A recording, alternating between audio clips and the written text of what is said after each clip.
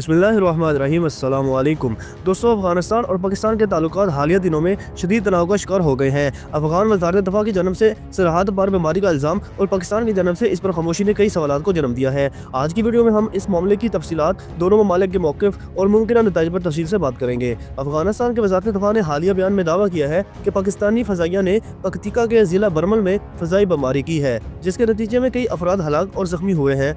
वज़ारत दफ़ा के मुताबिक इन हलाक और ज़ख्मी होने वालों में ज़्यादातर वज़ीरिस्तान से ताल्लुक़ रखने वाले पनाह गज़ीन शामिल हैं, जिनमें बच्चे भी शामिल थे। अफ़गान हुकूमत ने इस हमले को बैनुल अक़वामी असूलों की खिलाफ वर्जी और जारियत का करार देते हुए वाज़ह किया कि इस तरह के इक़दामात मसले का हल नहीं और इनका जवाब दिया जाएगा। पाकिस्तान की जानब से इस मामले पर अभी तक कोई सरकारी रद्द-ए-अमल नहीं आया, ताहम माज़ी में पाकिस्तान का यह मौक़िफ़ इख्तियार करता रहा है कि अफ़गानिस्तान की सरज़मीन कल-अदम तहरीक तालिबान पाकिस्तान (TTP) की जानब से हमलों के लिए इस्तेमाल हो रही है।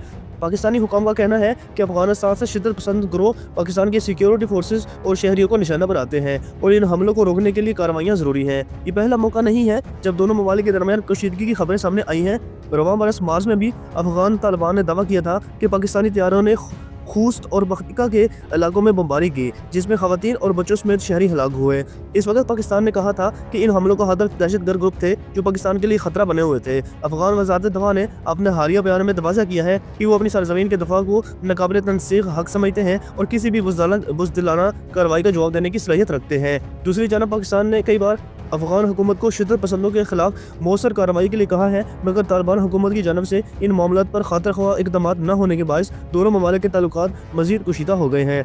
पाकिस्तान के वज़ीर दिफा ख्वाजा आसिफ ने जुलाई 2024 में एक इंटरव्यू में कहा था कि अगर ज़रूरत पड़ी तो अफगानिस्तान में मौजूद शिद्दत पसंदों के ठिकानों को निशाना बनाया जाएगा। इनका कहना था कि अमन व इस्तेहकाम के लिए ऑपरेशन अज़्म इस्तेहकाम जारी रहेगा, क्योंकि ये शिद्दत पसंद गिरोह न सिर्फ पाकिस्तान बल्कि पूरे खित्ते के लिए ख़तरा है। इस तमाम सूरत हाल में सवाल ये पैदा होता है कि आया दोनों ममालिक इस तनाज़े को सफारती ज़रिए से हल कर सकते हैं या ये कशीदगी खित्ते में मज़ीद अदम इस्तेहकाम का बाइस बनेगी।